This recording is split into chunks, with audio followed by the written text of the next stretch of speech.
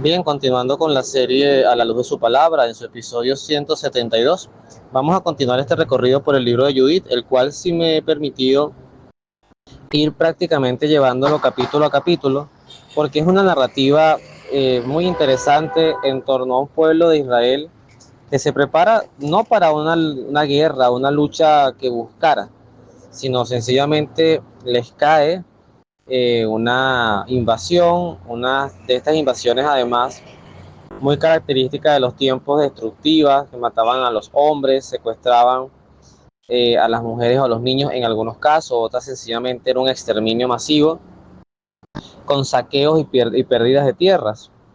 En esta historia que hemos venido recorriendo del libro de Judith, nos encontramos un personaje, bueno, que sería como el gran villano de esta historia o el principal cabecilla, que se llama Holofernes del ejército asirio.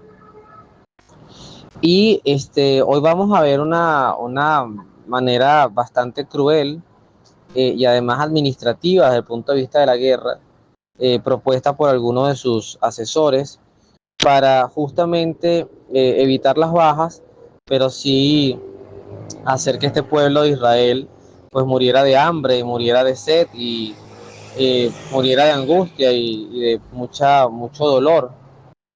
Eh, entonces vamos a escuchar la historia y además lo vamos a unir justamente con ese bello pasaje, uno de los pasajes para mí de verdad más hermosos que tienen los evangelios, que tiene que ver con ese encuentro de Jesús con la mujer samaritana, porque además tiene muchísima teología, mucho aprendizaje, mucho que entender de nuestra fe. Bien, la historia entonces comienza llamándose el capítulo 7 de Judith, el sitio de Betulia.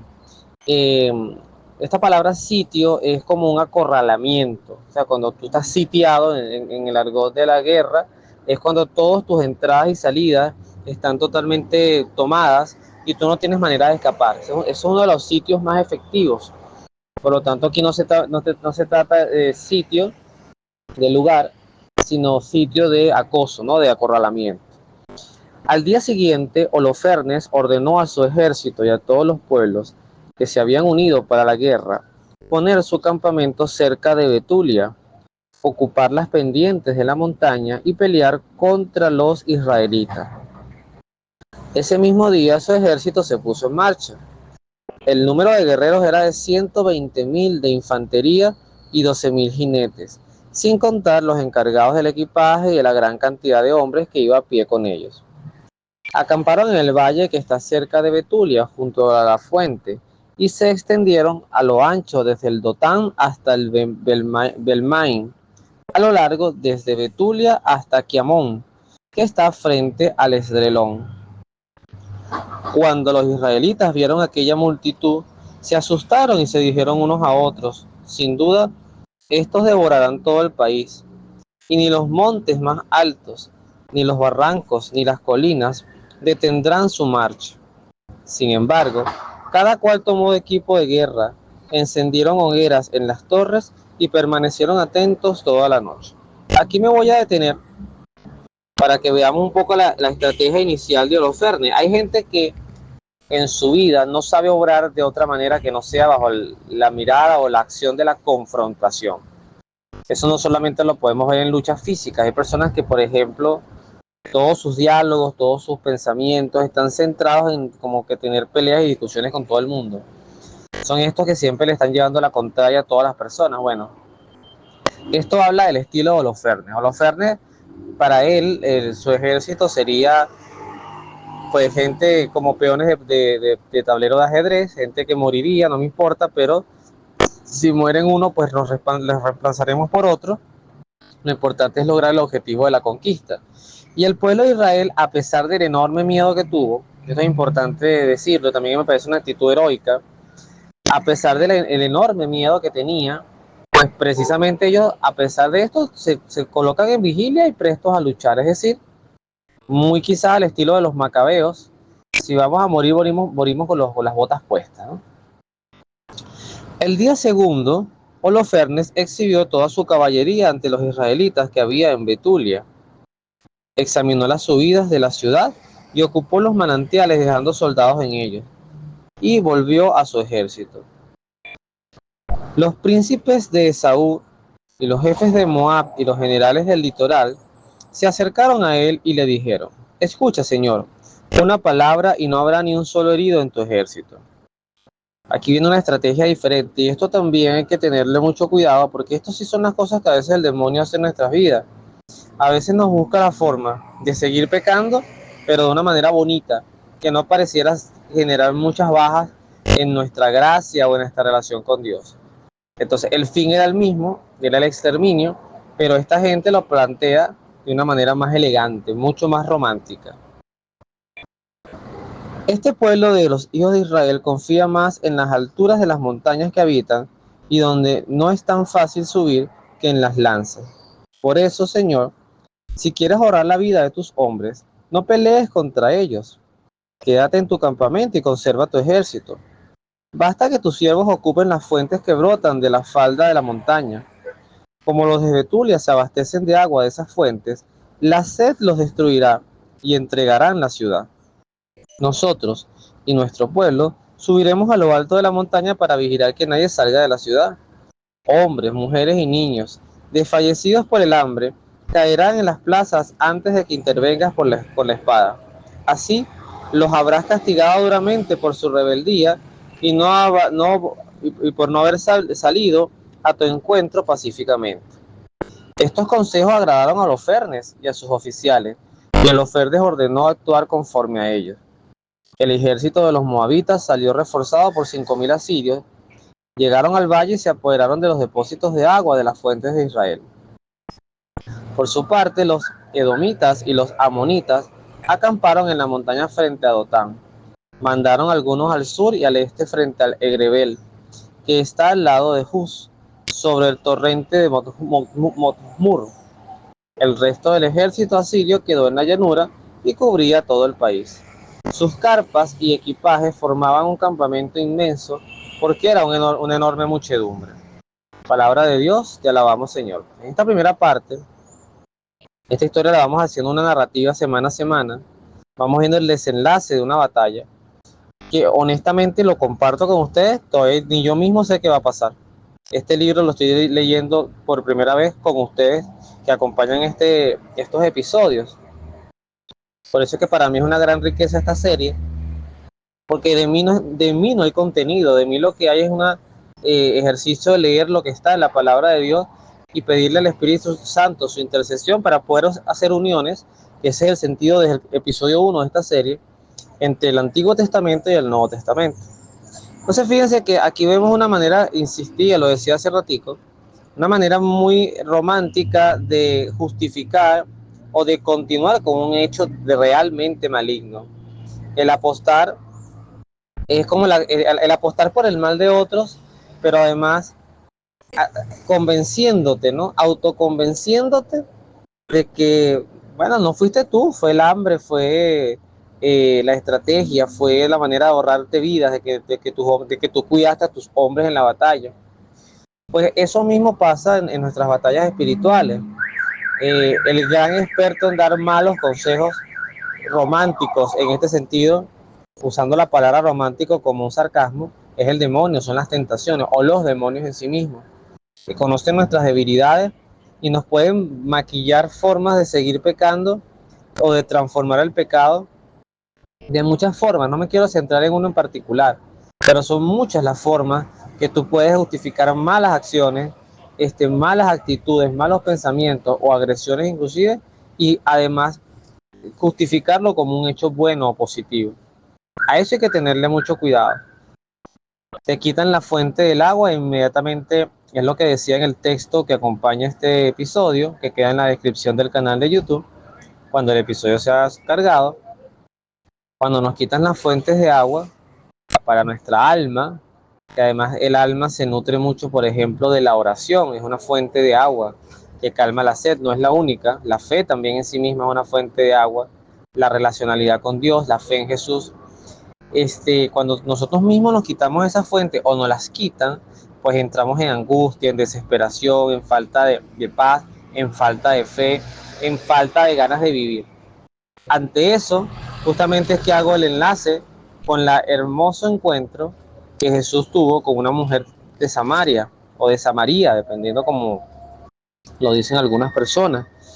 Y en este episodio lo pueden leer ustedes completo y seguramente ya yo lo he usado para otros episodios en el capítulo 4 del Evangelio de San Juan.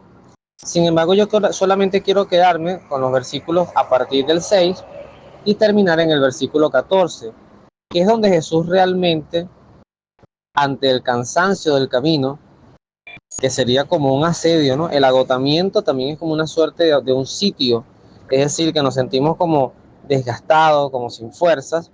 Jesús se para al borde de un pozo que se llamaba el pozo de Jacob, que quedaba en la región de Samaria. Y allí se consigue a destiempo, digo a destiempo porque lo habitual no era que una mujer estuviera sola tomando agua en horas del mediodía, sino seguramente las mujeres tomaban agua muy temprano en las mañanas para poder hacer los oficios del día, los quehaceres del hogar. En este punto dice el texto que Jesús, cansado por la caminata, se sienta al borde del pozo.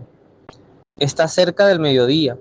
Fue entonces cuando una mujer samaritana llegó para sacar agua y Jesús le dijo: dame de beber. Nosotros también pudiéramos preguntarnos aquí a quiénes o a qué cosas o a qué fuentes nosotros le pedimos agua para el alma. Porque no todas las fuentes son de Dios y no todas las fuentes son buenas. Hay cosas que nos pueden calmar con una adicción, por ejemplo, las personas que son adictas a algún vicio en particular. Esos vicios de momento calman las ansiedades, pero no te curan del problema. Entonces, Jesús le pide agua a una mujer que además, no sé si me equivoque, pero en el texto nunca sale relatado que la mujer le dio agua después empezaron a hablar. Seguramente Jesús tomó el agua, pero más allá de eso, no es lo que la mujer logra dar, sino a partir de ese encuentro lo que logra recibir. Los discípulos se habían ido al pueblo para comprar algo de comer. La samaritana le dijo: ¿cómo es que tú, que eres judío, me pides agua de beber a mí, que soy una mujer samaritana? Jesús le dijo, y aquí viene la parte hermosísima: si conocieras el don de Dios, si supieras quién es el que te pide de beber, tú misma le pedirías agua viva y él te la daría. Ella le contesta: Señor, no tienes con qué sacar agua y el pozo es profundo. ¿Dónde vas a conseguir esa agua viva? Nuestro antepasado Jacob nos dio este pozo, del cual bebió él, sus hijos y sus animales. ¿Eres acaso más grande que él? Jesús le dijo: el que beba de esta agua volverá a tener sed, pero el que beba del agua que yo le daré nunca volverá a tener sed. El agua que yo le daré se convertirá en él en un chorro que salta hasta la vida eterna. Para explicar esto voy a terminar esta narrativa para que se entienda un poquito lo de la sed que calma, o lo del agua que calma la sed, y básicamente la sed espiritual que controla muchísimo nuestras emociones. Voy a contarles una historia que recientemente, el día anterior a esta grabación, la conocí de un buen amigo. No me voy a ahorrar su nombre por un tema de respeto, pero voy a contar su anécdota que me decía. Él es una persona que en su momento fue diagnosticado con leucemia y su padre había también en su momento muerto. Cuando yo lo conocí a él, había muerto de esta enfermedad, una enfermedad cancerígena. En el momento que yo lo conozco a él, él estaba bastante ansioso porque estaba días, ya estaba como en remisión, había terminado su tratamiento, había superado la enfermedad, pero saben que esto es una espada de Damocles, que cada cierto tiempo te estás haciendo exámenes y siempre está el miedo, esa ansiedad que genera esa sed que te quita la paz de que la enfermedad vuelva a aparecer. Él vivió una experiencia espiritual muy bonita que compartimos juntos y justamente cuando lo veí ayer, él me decía, hoy me hice los exámenes nuevamente para ver cómo estoy, o sea, exámenes de control. Y yo le pregunté: ¿cómo te sientes? Y él me dijo: antes de la experiencia de retiro que vivimos, cada vez que yo me hacía estos exámenes, de verdad yo no ni dormía, o sea, me angustiaba muchísimo. Hoy estoy tranquilo. Y estoy tranquilo porque sé que estoy en las manos del Señor. De eso es lo que habla Jesús en esta expresión. Si recibieras el agua que yo te doy, tendrías, te quitaría la sed para siempre porque es agua viva. Es decir, los problemas siguen, son los mismos exámenes, puede ser que vuelva a aparecer la enfermedad o no, eso solamente está en las manos de Dios. Uno siempre ora por la gente que quiere y ora para que la gente que quiere esté bien, que no le pasen cosas malas. Pero en el plan de Dios, lo más sublime de esto es entregarle a Dios nuestras vidas. Y en ese entregarle nuestras vidas, decirle, Señor, si sale positivo, estoy en tus manos y estoy tranquilo. Si sale negativo, te lo agradezco, me da mucha alegría y estoy tranquilo. De eso se trata esto. Jesús da estabilidad emocional, Jesús da estabilidad mental. Jesús nos permite ser fuertes en la fe a pesar de las vicisitudes. Jesús no es promesa de evitar, no es un escudo contra las cosas malas, no. Jesús es promesa de que en la tormenta, como cuando estuvo en la barca con los apóstoles, Él está calmado y si nos aferramos a Él, nos comparte esa calma. Así que creo que es importante que ante el sitio de los problemas que tengamos en nuestras vidas, como el que hizo Holofernes con sus ejércitos a este pueblo de Israel en Betulia, pues nosotros aprendamos de Jesús con la samaritana que Él, esa agua que es Él, nadie nos las puede quitar, nadie nos las puede sitiar, nadie nos las puede contaminar. Los únicos que podemos rechazar esa agua somos nosotros mismos. El único gran impedimento de tener esa agua en nuestras vidas somos nosotros mismos. Ningún tercero, diría parafraseando a San Pablo, ni un ángel del cielo o de los infiernos, que son los demonios, podrían con todo su poder, con toda su inteligencia, con toda su voluntad, podrían alterar esa agua en nuestras vidas. Solo nosotros tenemos ese poder de darle entrada o no permitir que entre. Que Dios los bendiga, nos vemos en la oración.